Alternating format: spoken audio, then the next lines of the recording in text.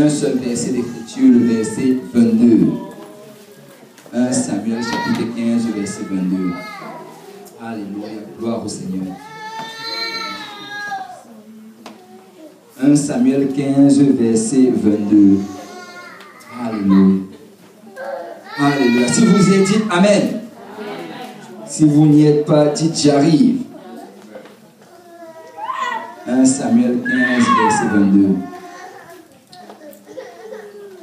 La Bible dit, Samuel dit, l'Éternel trouve-t-il du plaisir dans les holocaustes et les sacrifices, comme dans l'obéissance à la voix de l'Éternel?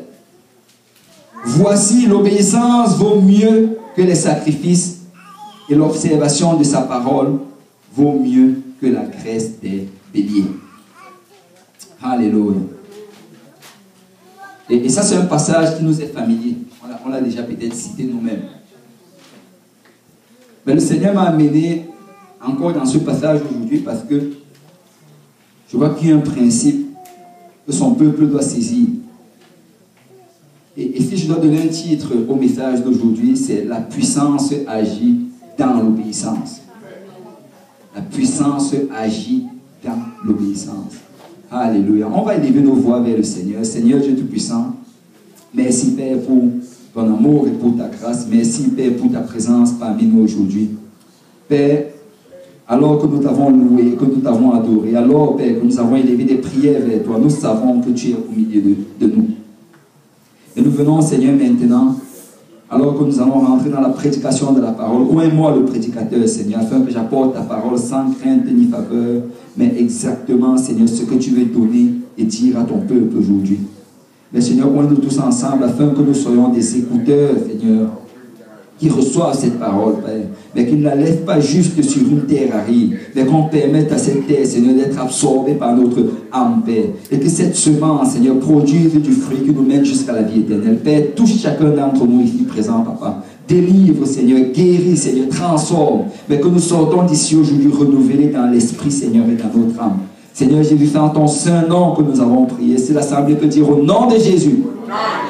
Alléluia. Vous pouvez vous asseoir dans la présence du Seigneur. Alléluia, gloire à Dieu. Vous savez, dans quelques semaines, dans 2 semaines en fait, il y aura la Pâque. Amen. Waouh. Moi je pourrais qu'on y allait avoir plus d'excitation par rapport à la Pâque. Vous savez, la Pâque, c'est le moment le plus important pour la vie d'un chrétien. La Pâque, en fait, c'est le moment, c'est ce jour-là qui commémore la mort de Christ sur la croix. Vous savez, la Bible dit que si Christ n'était pas mort sur la croix, nous serions encore dans nos péchés. Si Christ n'était pas mort sur la croix, nous n'aurions pas cette relation que nous avons avec le Seigneur aujourd'hui. Nous n'allions pas ressentir la présence du Seigneur.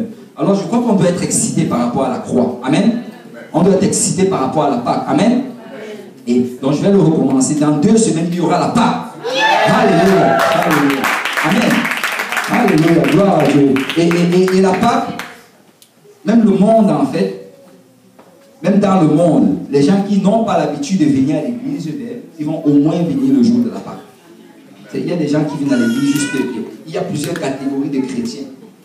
Il y a le premier niveau, qui viennent à l'église juste 1 fois par année le jour de Pâques. Il y a le deuxième niveau, qui viennent à l'église 2 fois le jour de Pâques et le jour de Noël. Il y a le troisième niveau, qui vient juste 1 fois chaque mois, de temps en temps. Et le jour de Pâques, en fait, nous voulons aussi aller chercher le premier niveau. Amen. Donc moi, je veux nous exhorter à inviter quelqu'un pour Pâques. Amen. Ne manquons pas notre opportunité. Amen. Invite quelqu'un. Tu sais, si tu as déjà invité quelqu'un, la personne n'est pas venue, dis-lui au moins la Pâque. Au moins la Pâque. Viens à Pâques. Et on va faire comme à l'église de Saint-Laurent. On dit que si tu viens le jour de Pâques, sans inviter, tu vas rester debout. Bon, ok. On ne va pas le faire, mais invite quelqu'un.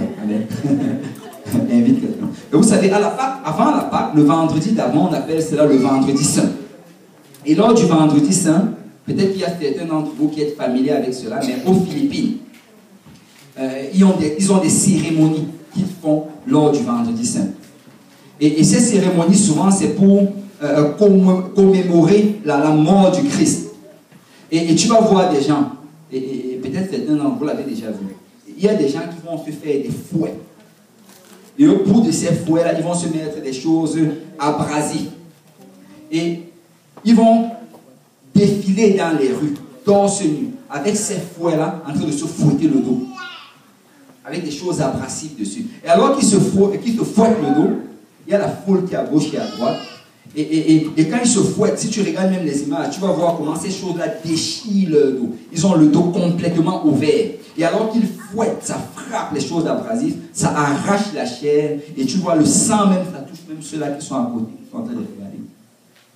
Et pendant toute la journée, il y a des gens qui sont en train de le faire. Et par la suite, il y a d'autres personnes, d'autres catégories de personnes. Eux, ils décident de faire la même chose que Christ a fait, littéralement. Et ils vont partir, ils vont se coucher sur des croix.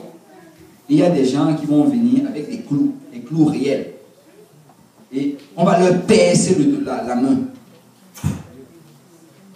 Des deux côtés. Et on va percer également leurs pieds sur une croix.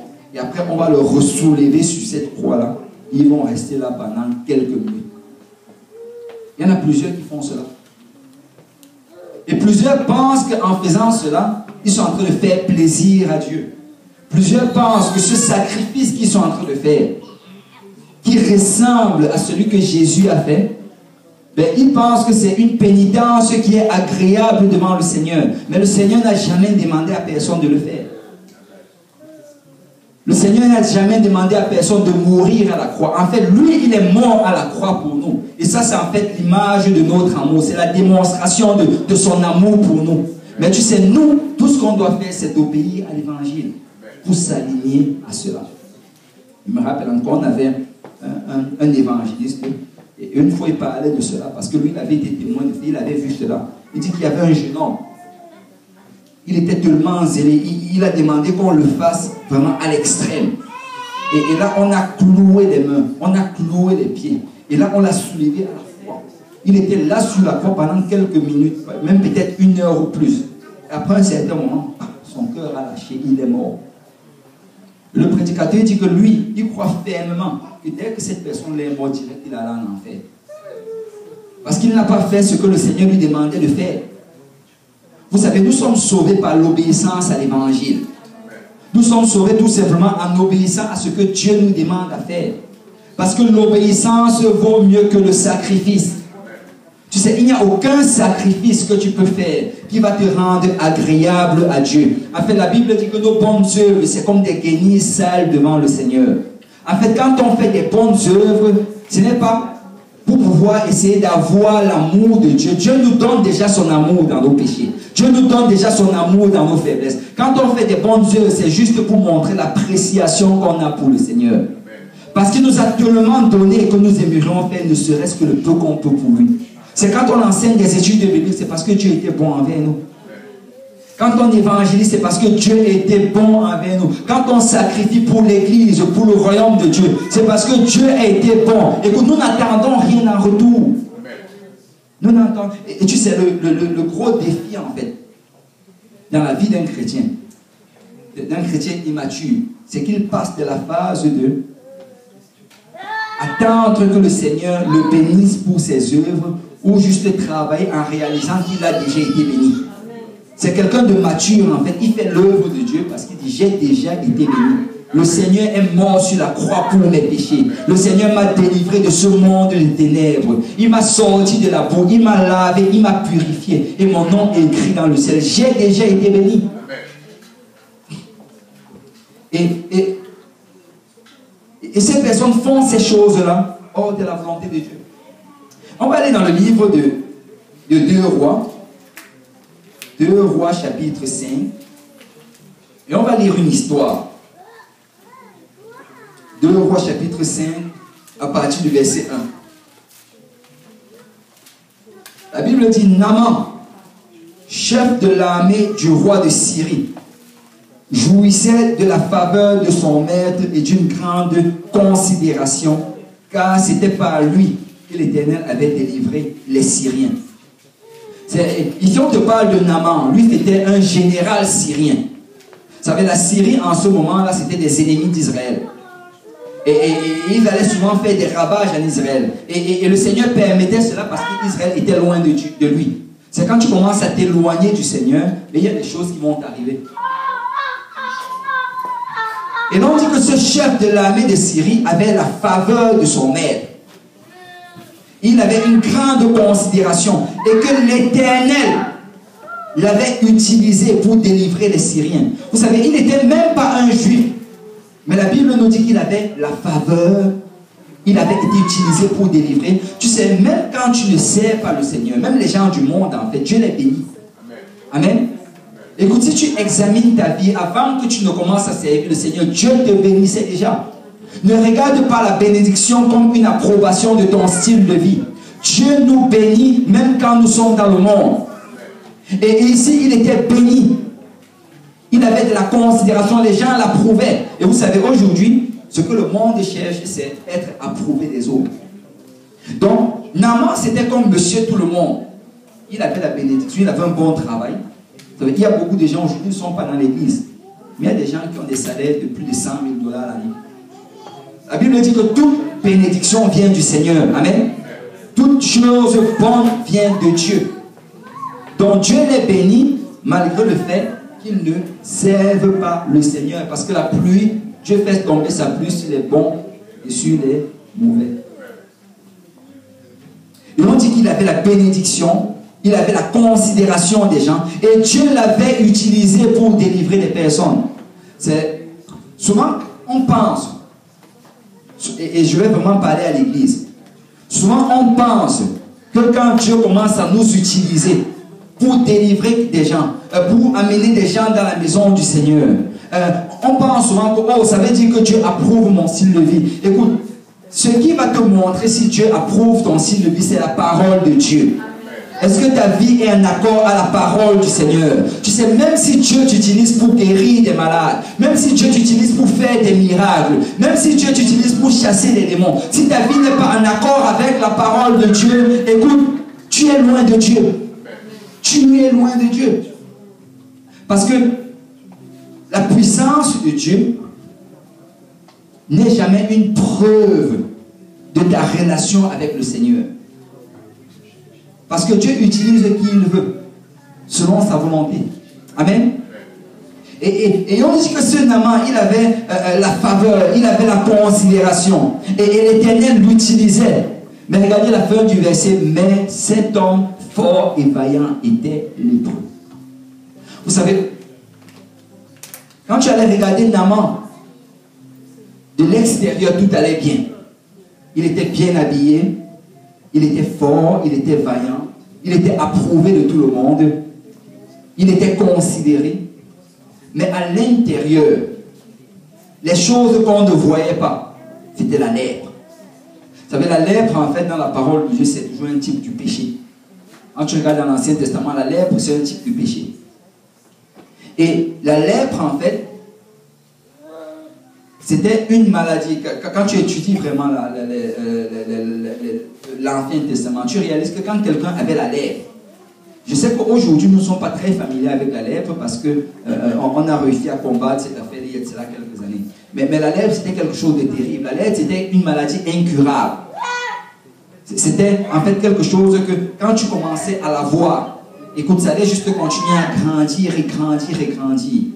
Et la lèpre, vraiment, c'est un type de péché.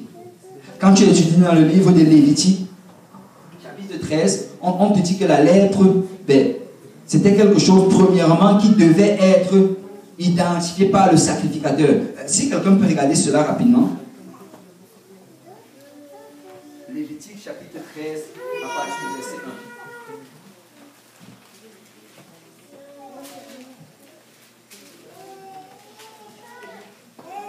1. On dit, l'Éternel parla à Moïse et à Aaron et dit, lorsqu'un homme aura sur la peau de son corps une tumeur, une dartre ou une tache blanche qui ressemblera à une plaie de lèpre sur la peau de son corps, on l'amènera au sacrificateur Aaron ou à l'un de ses fils qui sont sacrificateurs.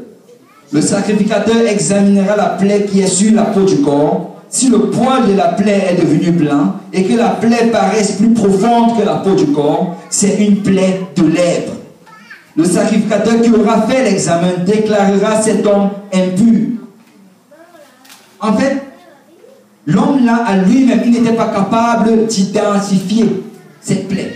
Il devait venir vers le sacrificateur pour que le sacrificateur confirme que oui, ça c'est la plaie de lèpre. Et vous savez, c'est un type du péché dans quel sens?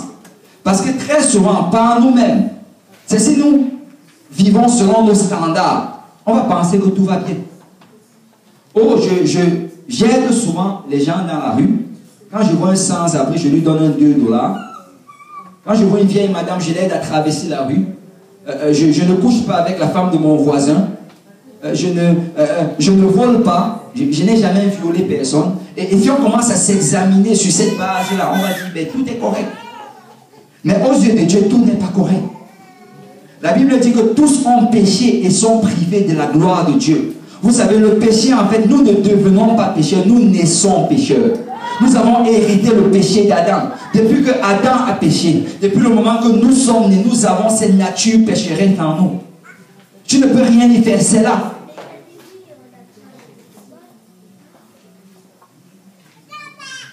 Et quand tu commences à examiner ta vie face à la parole de Dieu, c'est là que tu réalises vraiment que donc j'étais un pécheur. Je me rappelle encore de ce, peut-être vous le connaissez, mais je ne vais pas dire son nom, mais je me rappelle encore qu'il venait d'arriver à l'église.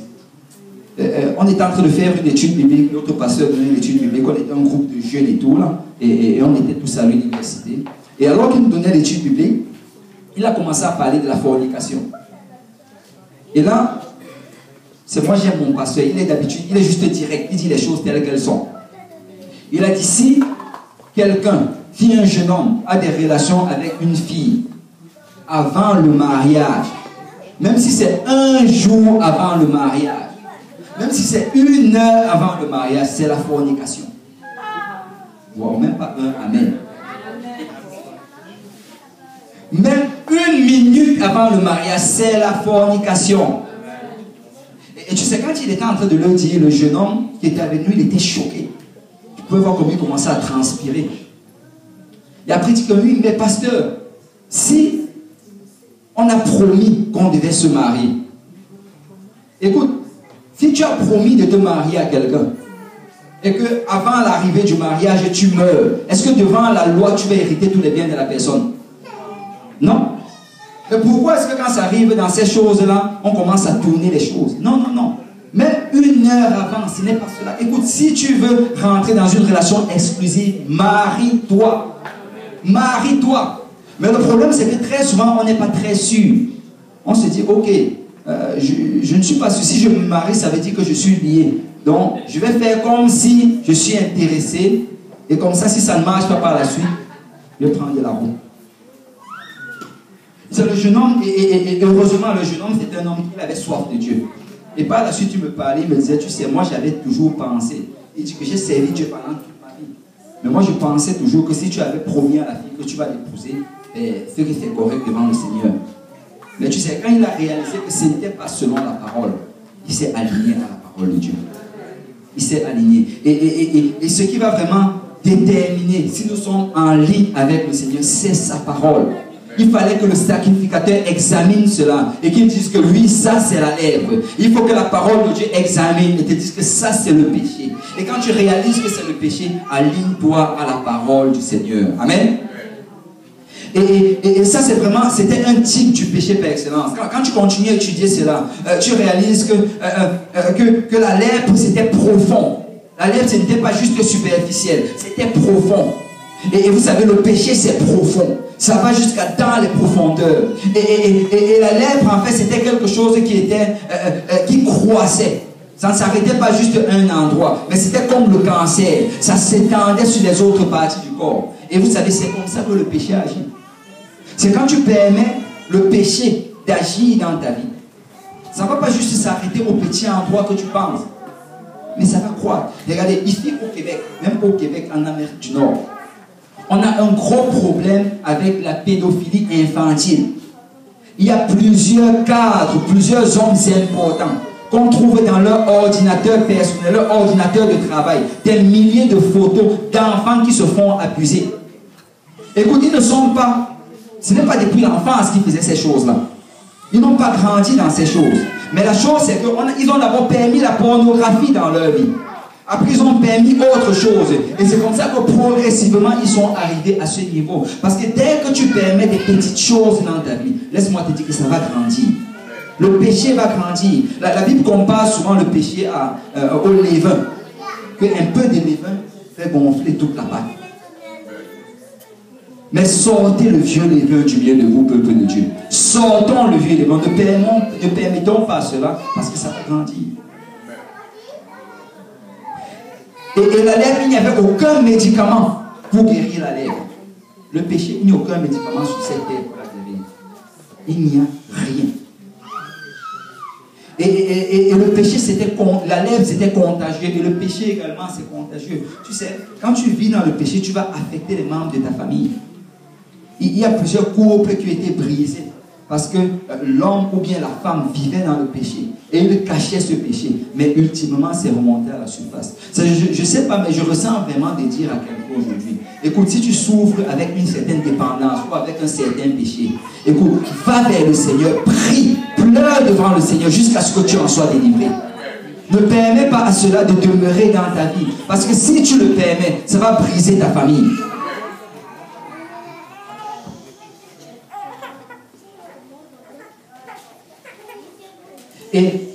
Et on dit que cet homme avait la lèpre. On va retourner dans 2 Rois chapitre 5. Et au verset 2, on dit, « Or, les Syriens étaient sortis par trous. Ils avaient emmené captive, que quelqu'un dise captive, une petite fille du pays d'Israël, qui était au service de la femme de Naaman. Et elle dit à la maîtresse, oh, si mon Seigneur était auprès du prophète qui est à Samarie, le prophète le guérirait de sa lèvre. » Vous savez, chaque fois que je lis cette histoire, je suis impressionné par cette petite fille. La petite fille avait été prise captive, comme une esclave, par Naaman et ses hommes. Et Naaman l'a prise comme esclave et elle venait chez eux, elle vivait chez eux et elle s'occupait des tâches ménagères. Mais vous savez, alors qu'elle était dans sa situation, elle avait toutes les raisons d'être amère. Elle avait toutes les raisons d'être triste. Elle avait toutes les raisons de haïr Naaman et toute sa maison. Mais la Bible dit qu'elle a commencé à développer de la compassion pour Naaman. Elle a commencé à regarder Naaman. Vous savez, peuple de Dieu, peu importe les souffrances que nous souffrons, le monde à l'extérieur souffre plus que nous. Je vois qu'il y a des gens qui ne croient pas vraiment à cela. Peu importe ce à quoi tu fais face, laisse-moi te dire que dans le monde, c'est pire. Écoute, mieux vaut un jour dans la maison du Seigneur que 1000 jours à l'extérieur.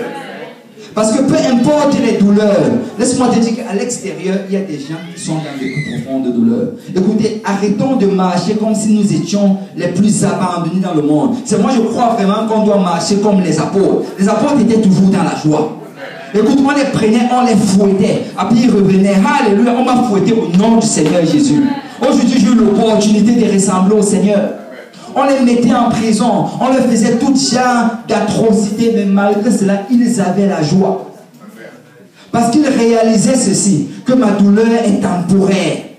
Bientôt, la trompette va sonner. Bientôt, je vais aller vers le Seigneur. Et je vais dire à quelqu'un, tu dois réaliser que ta douleur est temporaire. Tu dois vivre dans la joie. Tu dois vivre avec allégresse. En réalisant que bientôt, je vais aller au ciel. Peut-être je souffre pour le moment, mais c'est temporaire. C'est temporaire. Vous savez, Paul dit à l'église de Philippe, je vous l'ai déjà dit, mais je vous le répète, parce que cela est salutaire. Réjouissez-vous. Réjouissez-vous. Vous savez, quelqu'un peut devenir tellement triste. La Bible dit que la tristesse selon le monde mène à la mort. Si tu es toujours triste à cause des choses du monde, tu vas mourir.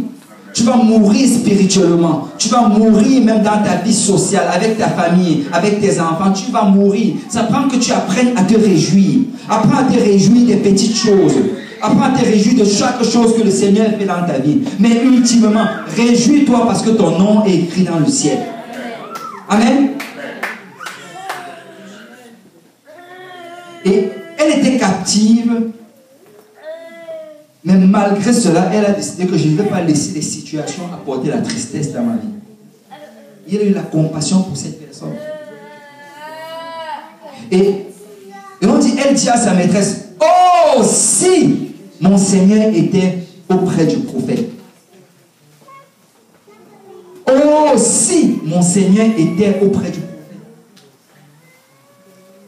Et elle était tellement remplie de compassion et d'empathie pour Naaman. Elle dit, oh si. Et vous savez, je crois vraiment que nous devons avoir cette compassion pour les gens du monde. Peu importe la relation que tu as avec ton collègue de travail, peu importe combien de fois il a parlé mal dans ton dos, il a besoin d'être sauvé. Amen. Peu importe la persécution de ta famille, elle a besoin d'être sauvée. Peu importe la relation que tu as avec ton voisin, même s'il ne te salue pas, il a besoin d'être sauvé. Nous devons prier pour nos voisins. Nous devons prier pour les membres de nos familles. Et nous devons avoir en nous ce sentiment. Oh, s'il pouvait venir dans la maison du Seigneur. Oh, s'il pouvait obéir à l'évangile. Oh, s'il pouvait entendre la parole du Seigneur. Vous savez, si on pouvait souvent sortir hors de notre bulle, hors de ce sentiment-là, qu'on pense qu'on est au centre du monde et que tous les problèmes tombent sur nous, et qu'on commence à regarder à gauche et à droite, laisse-moi te dire qu'on va avoir ce sentiment de haut aussi. Parce que si, peu importe l'abondance dans laquelle ces gens vont vivre, s'ils n'obéissent pas à l'évangile, ils sont perdus. Amen. Amen. Ils sont perdus. Et elle dit, oh si. Vous savez, chaque fois que je vais enseigner des études bibliques à quelqu'un, j'ai ce même sentiment qui me revient toujours dans la tête. Oh si. Oh si cette personne pouvait juste me laisser entrer chez elle aujourd'hui. C'est quand j'y vais, je ne suis pas toujours, ce n'est pas que chaque jour que je me lève pour aller enseigner des études bibliques que je me sens bien. Il y a des jours où je ne me sens pas bien. Oui, il y a des jours où je n'ai pas envie de partir. Mais tu sais, il y a ce sentiment à l'intérieur. Oh si je pouvais juste venir, lui dire, ne serait-ce que lui parler de mon Jésus, ne serait-ce que pendant 30 minutes, ne serait-ce que pendant 15 minutes. Oh, si je pouvais juste laisser la parole de Dieu entrer dans sa maison, Dieu ferait de grandes choses. Oh, si je pouvais juste dire à cette personne, viens dans la maison du Seigneur, viens écouter la parole de Dieu. Oh, si il pouvait juste être exposé à la parole du Seigneur, ne serait-ce que pendant 5 minutes, ça ferait quelque chose. Ça veut dire que nous devons commencer à regarder les gens avec compassion. Et laisse-moi te dire que si tu n'as pas cette compassion, tu dois prier jusqu'à ce que tu l'aies. Amen. Nous devons avoir la compassion.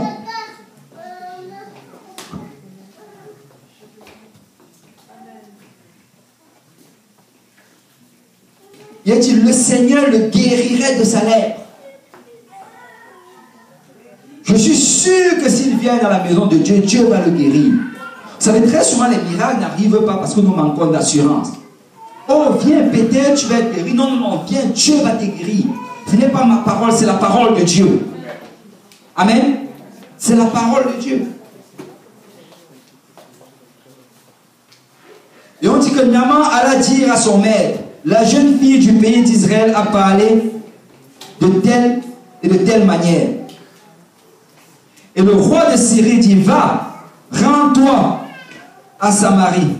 J'enverrai une lettre au roi d'Israël. Et si tu regardes ici, en fait, Naaman, il va voir d'abord son roi, le roi de Syrie. Après, on lui donne la lettre pour qu'il aille voir le roi d'Israël. Vous savez, très souvent, quand nous avons des problèmes, on fait face à la situation. L'erreur que nous faisons souvent, c'est qu'on commence à aller parler aux gens à gauche et à droite et chercher des solutions à gauche et à droite. Écoute, la première solution, c'est l'Éternel. Arrêtons de chercher à gauche et à droite. Allons d'abord voir le Seigneur. Si le Seigneur veut que tu utilises quelqu'un, alléluia. Si le Seigneur veut te guérir par un médecin, alléluia. S'il veut utiliser un frère ou une soeur, alléluia. Mais commençons par le Seigneur. Arrêtons de chercher les solutions à gauche et à droite. Parce que Jésus, c'est la solution. Jésus, c'est le guérisseur. Jésus, c'est le rédempteur. Jésus, c'est le pourvoyeur. Jésus, c'est celui qui pourvoit à chacun de nos besoins.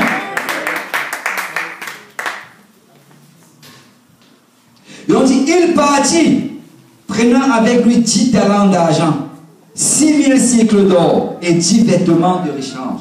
Waouh! C'est Naaman avait sûrement de quoi payer pour sa guérison. Il avait beaucoup d'argent. C'est peu importe combien d'argent nous avons, ça ne peut pas nous guérir de la lèpre. Peu importe ce que nous allons apporter, ça ne peut pas nous guérir de nos péchés. Il n'y a aucune bonne œuvre qui peut nous délivrer de cela. Arrête de compter tes bonnes œuvres. Arrête de dire, oh j'ai fait ceci, j'ai fait cela, j'ai fait ceci. Ça ne va pas te sauver. Écoute, le salut se trouve dans l'évangile, dans l'obéissance de la parole du Seigneur. L'obéissance vaut mieux que les sacrifices.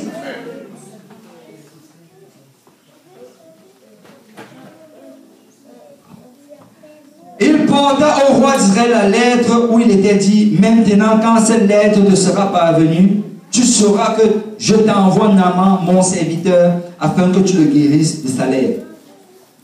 Et on dit au verset 7 que après avoir lu la lettre, le roi d'Israël déchira ses vêtements. Et il dit, suis-je un Dieu pour faire mourir et pour faire vivre, qu'il s'adresse à moi afin que je guérisse un homme de sa lèpre. Sachez donc et comprenez qu'il cherche une occasion de discuter avec moi. C'est le roi, il est comme tombé de son trône. Il dit non, il a envoyé ce gars-ci parce qu'il sait que je ne veux pas le guérir et puis il va déclarer la guerre. Et il était tellement dans la peur par rapport à cela. Mais au verset 8, la Bible dit, lorsqu'Élisée, homme de Dieu, apprit que le roi d'Israël avait déchiré ses vêtements, il envoya dire au roi, pourquoi as-tu déchiré tes vêtements? Laisse-le venir à moi, et il saura qu'il y a un prophète en Israël. Vous savez, quand tu regardes ici, Élisée, en fait, c'est un peu le type de l'Éternel, ou bien de Jésus. Et son envoyé, c'est le type d'un enfant de Dieu. Il a envoyé son serviteur, il a dit, va lui dire qu'il vienne ici et je vais le guérir. Va lui dire qu'il vienne ici, je vais le guérir. Et quand le serviteur est venu, il a dit, mon maître te dit de venir, il va te guérir. Et vous savez, le Seigneur nous a envoyés dans ce monde. Et quand nous allons parler de Jésus aux gens, arrêtons de nous mettre dans l'avant-scène. Parlons au nom du Seigneur. Écoute, viens à l'église ce dimanche, Dieu va te guérir. Viens dans la maison de Dieu, Dieu va te guérir. Il va pourvoir à tes besoins. Il va te délivrer de tes problèmes. Il va agir dans ta famille. Des bénédictions vont tomber sur toi. Écoute, tu veux le travail, viens dans la maison du Seigneur. Tu veux que ta famille soit reconstituée, viens dans la maison du Seigneur. Je ne parle pas à mon nom, je parle au nom de Jésus. La Bible dit que tout ce que vous faites en parole ou en œuvre, faites-le au nom de Jésus. Et quand le serviteur est venu, écoute, quand tu sais que ce n'est pas ta parole, tu peux le faire avec assurance. Tu peux le dire avec assurance. Mais le problème, c'est qu'on pense souvent que c'est nous qui allons le faire. Écoute, moi je peux le dire avec assurance parce que si tu invites un boiteux ici, ce n'est pas moi qui vais le faire, c'est Jésus qui va le faire. Alors s'il le guérit, nous allons nous réjouir. S'il ne le guérit pas, nous allons nous réjouir. Parce que le poids, ce n'est pas sur moi, c'est la parole de Jésus. Amen. Et la Bible dit, il lui a dit, laisse-le venir à moi. Laisse-le venir. Écoute, juste laissez-le venir. Amen. Et on dit au verset 9 que Naaman vint avec ses chevaux et son char, et il s'arrêta à la porte de la maison d'Élisée. Et l'Élisée lui fit dire par un messager, va et lave-toi 7 fois dans le Jourdain, et ta chair deviendra saine et tu seras pur. Amen. Vous savez, ça aurait été si simple si ça s'était arrêté ici. Mais le problème, c'est que nous sommes très compliqués. Dieu n'est pas compliqué, c'est nous qui sommes compliqués. Nous sommes trop sophistiqués. Nous aimons que les choses se passent d'une certaine manière. Parce que la Bible dit que dès qu'il est arrivé devant la porte, Élisée n'est pas sorti. Il a juste envoyé son serviteur. Il lui a dit, dis-lui d'aller au fleuve Jourdain, qui n'est pas très très loin d'ici. Quand il va arriver là-bas, qu'il se plonge dans l'eau 7 fois, il sera guéri, il sera pur. Amen. Si Naaman était humble, si Naaman était juste un humble serviteur obéissant, il allait se lever, aller entrer dans l'eau 7 fois et après être guéri selon la parole du Seigneur. Et vous savez, si aujourd'hui nous étions humbles, si aujourd'hui nous étions des serviteurs du Seigneur obéissants, on n'allait pas avoir, je n'allais pas avoir à prêcher pendant 1 heure sur l'obéissance au mieux que les sacrifices. On allait juste obéir à la parole de Dieu et être guéri. Mais nous sommes compliqués. Tiens ton voisin, je suis compliqué.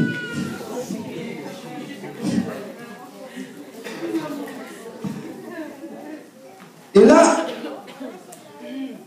on dit Naaman, regardez le verset 11. Naaman fut irrité.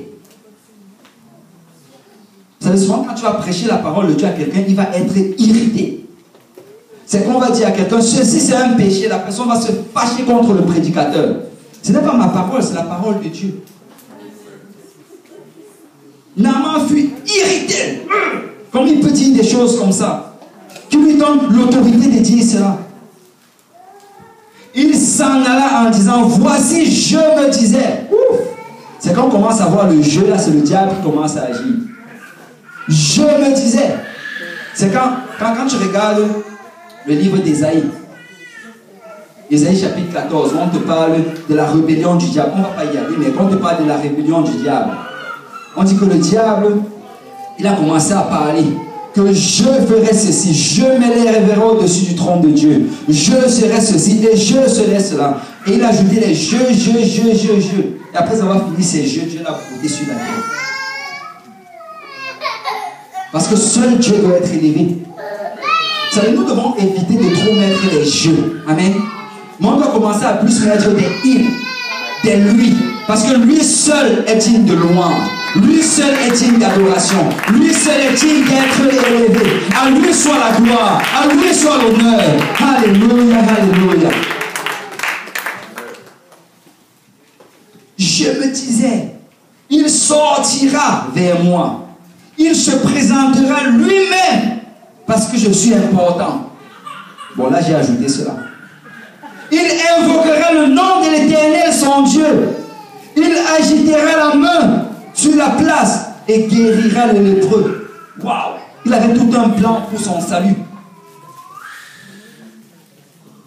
Il dit, voilà, moi je me disais qu'écoute, quand j'allais venir, il allait sortir, tu sais, Naaman, comme beaucoup d'entre nous, il était habitué à la sorcellerie. Il savait comment les sorciers agissaient. Lui se disait qu'avec le Seigneur, ça allait être la même chose. Que le prophète allait sortir vers lui donner toutes les honneurs. Oh, quel honneur d'avoir ce grand prophète, ce grand général lépreux devant moi. Et qu'il allait se lever, commencer à agiter sa main à gauche et à droite, et à invoquer son Dieu. Et il allait être guéri. Mais vous savez, la Bible dit que les voix de l'Éternel ne sont pas nos voix. Le Seigneur a sa voix. Et ce n'est pas nous qui définissions les voies du Seigneur. Écoute, tu peux dire, oh non, moi je vais faire telle ou telle chose pour être en règle avec le Seigneur. Écoute, pour être en règle avec le Seigneur, c'est selon la parole de Dieu. Juste obéir à sa parole. Écoute, si tu vas te crucifier comme ces gens-là en manie, ça ne va te servir à rien. Tout ce que tu dois faire, si tu dois être en règle avec le Seigneur, c'est obéir à l'évangile. Obéir à l'évangile. Et on dit par la suite, il dit, les fleuves de Damas, l'Abana et le Parapara, ne va-t-il pas mieux que toutes les eaux d'Israël? Ne pourrais-je pas m'y laver et devenir pur? Et il s'en retourna et partait avec fureur. Et ma prière vraiment, c'est que personne ne parte aujourd'hui avec fureur. Ma prière, c'est juste que quelqu'un aujourd'hui décide, je vais obéir à la parole de Dieu. Je vais me soumettre à la parole du Seigneur. Dieu est Dieu et c'est lui qui décide. C'est peu importe ce qu'on pense, ça ne va pas nous sauver. Peu importe la manière comment nous voulons nous approcher, c'est l'approche de Dieu qui est importante. C'est ce que Dieu a défini comme concept qui est important. Et que notre devoir, c'est de chercher dans la parole de Dieu et de nous aligner avec la parole de Dieu. Et on dit qu'il partait avec fureur. Tu sais, son orgueil, sa colère a failli lui voler sa guérison. Il y a beaucoup qui restent malades, aussi bien physiquement que spirituellement, à cause de l'orgueil. Et au verset 13, mais ses serviteurs s'approchèrent pour lui parler. Je rends gloire à Dieu pour les serviteurs de Dieu qui parlent de la part du Seigneur. Je rends gloire à Dieu pour les serviteurs de Dieu qui prient et qui intercèdent pour que des gens soient sauvés. Et on dit qu'ils sont venus vraiment comme des intercesseurs. Ils ont commencé à lui parler. Mon père, si le prophète tu demandais quelque chose de difficile, ne l'aurais-tu pas fait? Et vous savez, souvent, c'est parce que les choses que le Seigneur demande semblent tellement faciles que les gens ne veulent pas le faire. C'est on dit à quelqu'un, ok, sois baptisé au nom de Jésus et le Seigneur te pardonne de tous tes péchés et ton nom est écrit dans le livre de vie. Oh non, c'est trop facile. Ça, c'est trop facile. Tu peux dire que les mensonges, la tricherie, le vol, la fornication, toutes ces choses que j'ai fait pendant toute ma vie, que ça prend juste que j'entre dans l'eau au nom de Jésus pour que tout cela disparaisse. Non, c'est trop facile. Je vais aller être cloué à la croix avec les gens aux Philippines.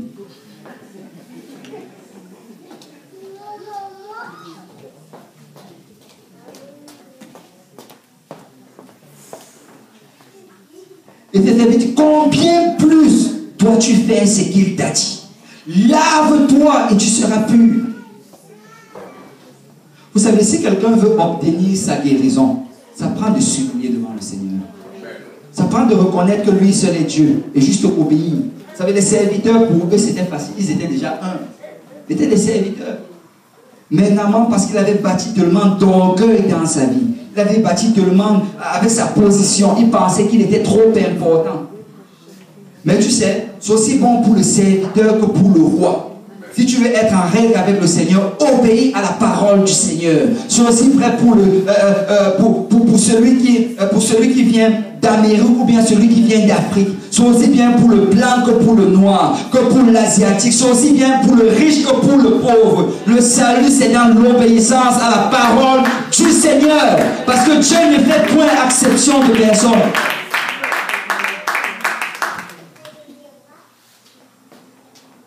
Et la Bible dit, il descendit alors. Ça prend souvent le désespoir pour que quelqu'un obéisse. C'est Naaman à réaliser, écoute, je vais rentrer et faire encore les mêmes choses. Je vais rentrer et vivre encore une vie triste, amère. Pourquoi est-ce que je n'essayerais pas cela? Pourquoi n'essayerais-tu pas le Seigneur Jésus? Pourquoi ne pas juste obéir? Pourquoi ne pas juste céder, laisser le Seigneur faire et voir comment ta vie va changer? Vous savez, les principes qu'on enseigne aujourd'hui, ce sont des principes qui marchent. Nous les avons mis en pratique dans notre vie et on a vu la main de Dieu agir. Regarde, la Bible dit, mets en premier le Seigneur, mets en premier la parole du Seigneur, mets en premier le royaume de Dieu et sa justice. Et toutes les autres choses vont s'aligner par-dessus. Si tu mets Dieu en premier, il va agir dans ta famille. Il va te bénir. Et comme tu dis, oh, j'ai des problèmes financiers. C'est le Seigneur, il va agir dans tes problèmes financiers. Oh, j'ai des problèmes dans ma famille. C'est le Seigneur, il va agir dans ta famille. J'ai des problèmes de santé. C'est le Seigneur et il va te guérir. Ces choses marchent.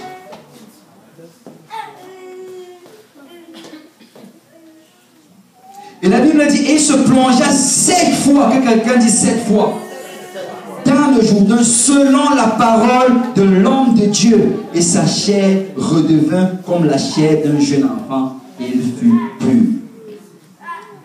Vous savez,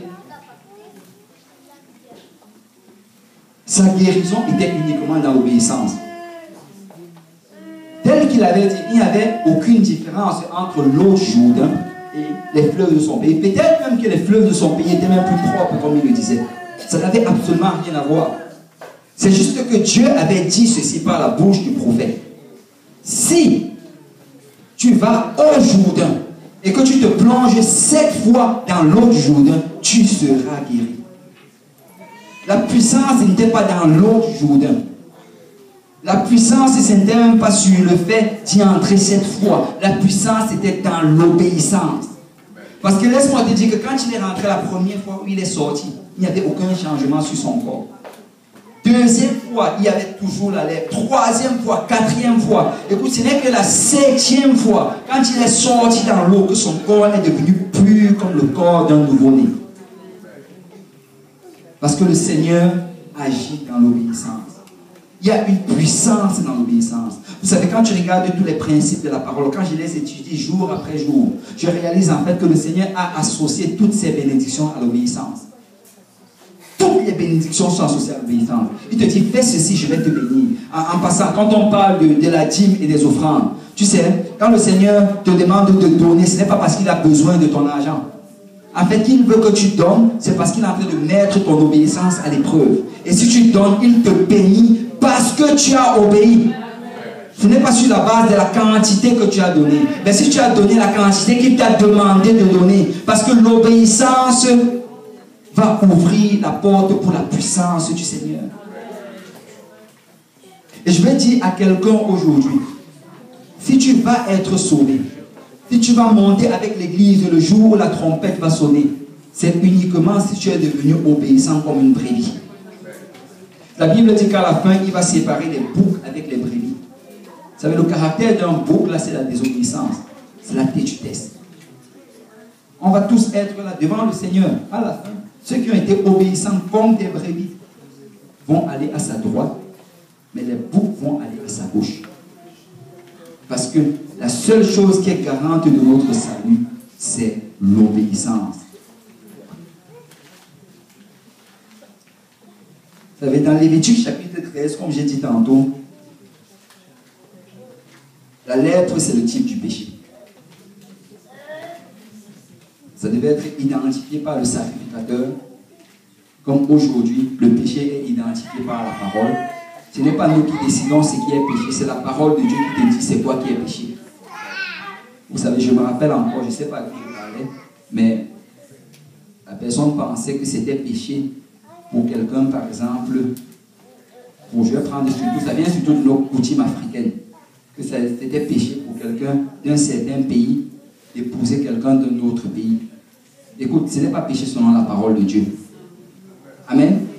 Ce n'est pas péché selon la parole de Dieu. Et il y a aussi une autre personne qui pensait que c'était péché, peut-être pour quelqu'un, de marier une personne dont la différence d'âge c'est 10 ans. Supposons que l'homme peut-être, je ne sais pas, il a 30 ans, la fille a 20 ans. La personne, oh c'est péché. Non, ce n'est pas péché selon la parole de Dieu.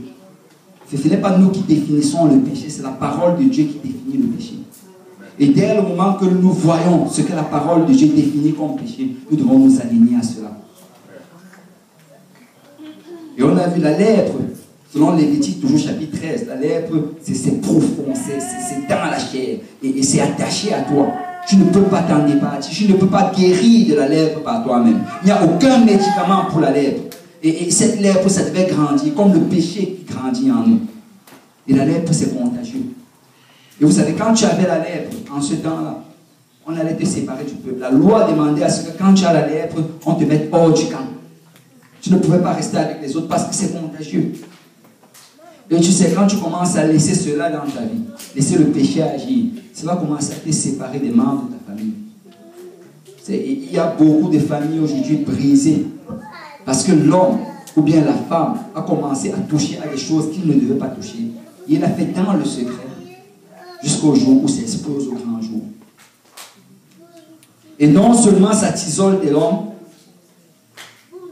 mais ça t'isole également de Dieu. La Bible dit que la main de l'Éternel n'est pas trop courte pour nous sauver, ni son oreille trop dure pour nous entendre, mais que ce sont nos péchés qui créent une séparation entre nous et notre Dieu. sais, ultimement, la lèpre, quand quelqu'un était lépreux et qu'il vivait comme lépreux, après on allait juste prendre toutes ses affaires, on allait jeter sur le feu. Et vous savez, la fin du péché, c'est la mort. La Bible dit dans Romains chapitre 6, verset 23 que le salaire du péché, c'est la mort. Tu sais, quelqu'un a posé cette question une fois. Qu'est-ce que je dois faire pour aller en enfer? Écoute, pour aller en enfer, tu n'as besoin de rien faire. Si tu restes tel que tu es, tu continues à vivre ta vie comme tu es en train de la vivre, la direction, c'est l'enfer. Il n'y a aucun effort, aucune œuvre que tu dois faire. C'est un train direct. Mais par contre, si tu veux aller au ciel, tu dois faire quelque chose. Tu dois faire quelque chose. Et cela, c'est obéir à la parole du Seigneur. Si on peut tous se lever dans la présence du Seigneur.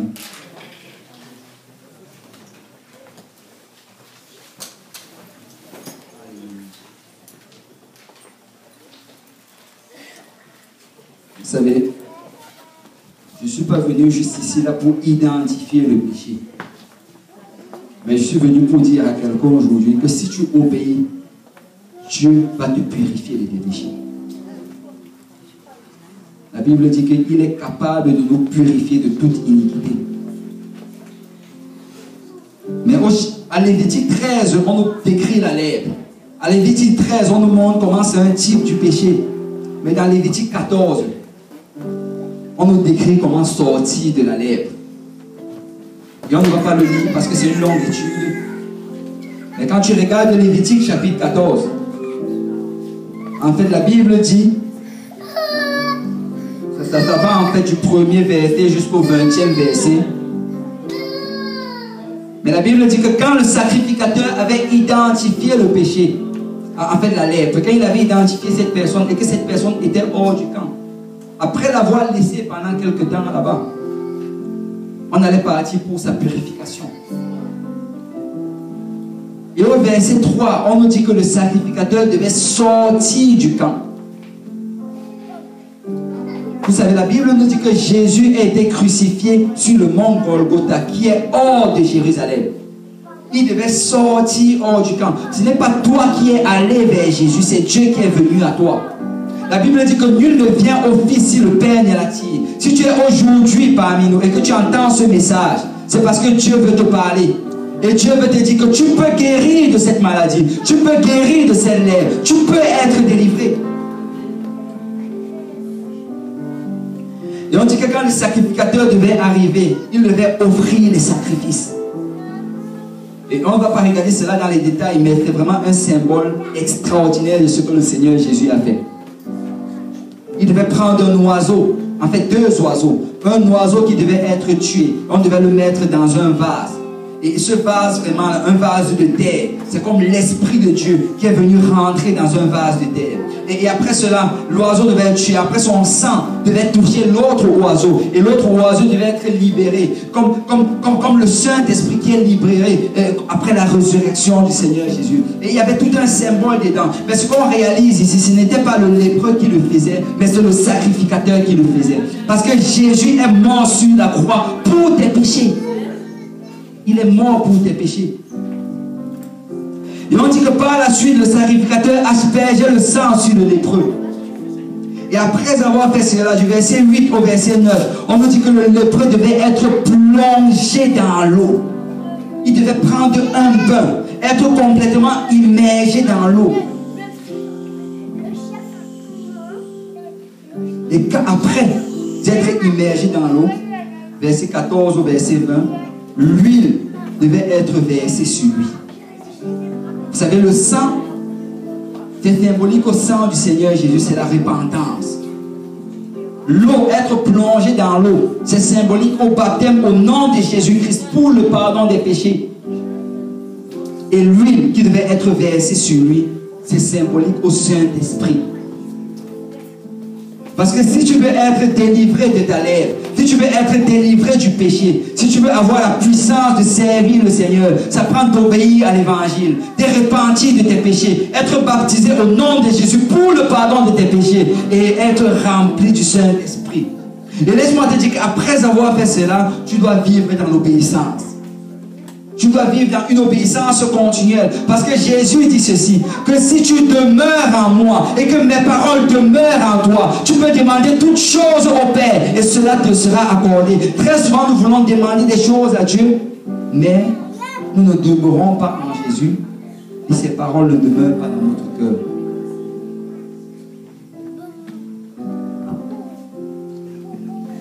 Mais je crois que le Seigneur veut faire quelque chose dans la vie de quelqu'un aujourd'hui.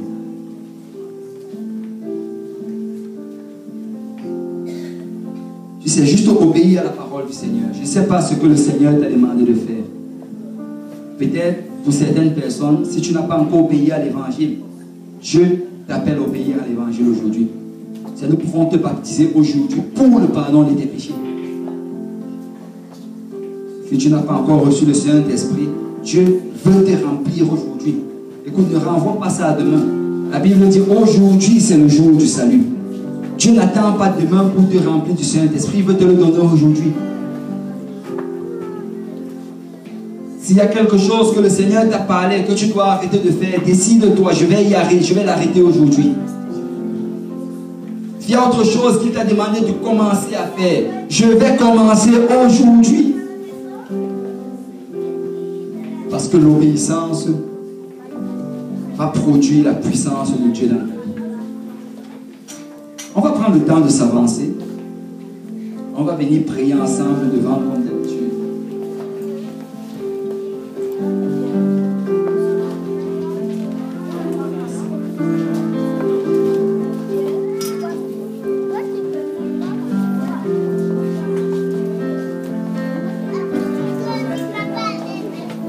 Alléluia, alléluia. Oui, Seigneur, je veux obéir à ta parole. Alléluia. Oui, Seigneur, je veux obéir à ta parole. Vous savez, ce n'est pas nous qui faisons l'œuvre, c'est Jésus qui fait l'œuvre. Tout ce que tu as fait, c'est d'obéir. Obéir à ce que le Seigneur Jésus te demande. Et quand tu obéis, il va faire le reste. Parce que notre capacité se trouve dans le Seigneur. Par nous-mêmes, nous ne sommes pas capables. Par nous-mêmes, nous ne sommes pas aptes. Par nous-mêmes, nous ne pouvons rien faire. Mais c'est juste en obéissant. Alléluia. Si quelqu'un peut parler au Seigneur, Seigneur, alléluia, je veux obéir. Écoute, chacun d'entre nous ici, il y a des choses que le Seigneur t'a parlé. Il y a des choses qu'il a adressées dans ta vie. Peut-être c'est un nouvel engagement que tu dois prendre. Juste déclare solennellement devant le Seigneur. Seigneur, je me décide d'obéir. Oh, tu dis, pasteur, je dis cela, mais je ne sais pas comment je vais y faire. Écoute, le Seigneur va t'aider. La Bible dit que le Saint-Esprit, c'est le consolateur, c'est le conseiller. Le Saint-Esprit va te conseiller, va te montrer comment tu vas le faire.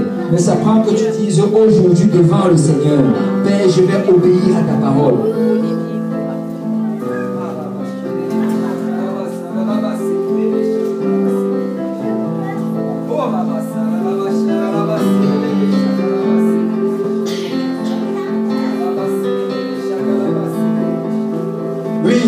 Oui, Seigneur. Alléluia, alléluia, alléluia. Seigneur, je vais obéir. Père, peu importe ce que tu demandes, je vais obéir. Peu importe à ce à quoi tu m'appelles, je vais obéir. Je ne sais pas comment je vais y arriver. Père, je vais planifier. Je vais m'exercer. Mais je sais, Seigneur, que tu as dit dans ta parole, Seigneur, ni par la force, ni par la puissance, c'est par mon esprit, dit l'Éternel. Seigneur, tu vas nous aider à le faire, mais je vais obéir.